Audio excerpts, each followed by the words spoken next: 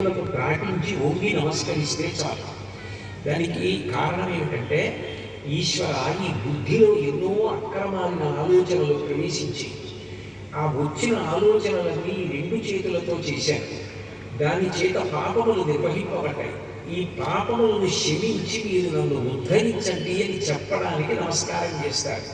అంతేకాని అదే పనిగా అవతల వాళ్ళకి ఇబ్బందిగా ఉంది అని చెప్పినా కూడా వినకుండా కాళ్ళ మీద పడిపోయి కాళ్ళు పట్టేసుకొని కాళ్ళు ఉద్దేశి నమస్కారాలు చేయకూడదు. అది మర్యాద కాదు. అవతల వాళ్ళు ప్రశాంతంగా ఉన్నప్పుడు నమస్కారాలు చేయాలి తప్ప నడిచి వెళుతున్నప్పుడు అడ్డం పడిపోవడం, కాళ్ళకు అడ్డం పడిపోవడం, కాళ్ళలో చేతులు పెట్టేయడం, మీరు ఏమైపోయినా మాకు పర్వాలేదు అన్నట్టుగా ప్రవర్తించడం అది మర్యాద అనిపించుకోదు, అది నమస్కారం అనిపించుకోదు. కాబట్టి నమస్కారం అనేటటువంటిది అవతల వారి పట్ల గౌరవాన్ని వ్యక్తీకరించడం, వారు నన్ను ఉద్ధరించగలిగిన వారు అన్న భావాన్ని ఆవిష్కరించడమే నమస్కారం.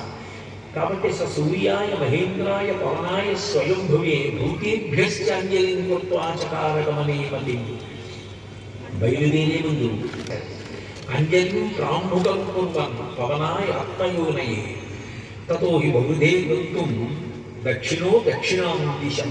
ఆయన బయలుదేరేటప్పుడు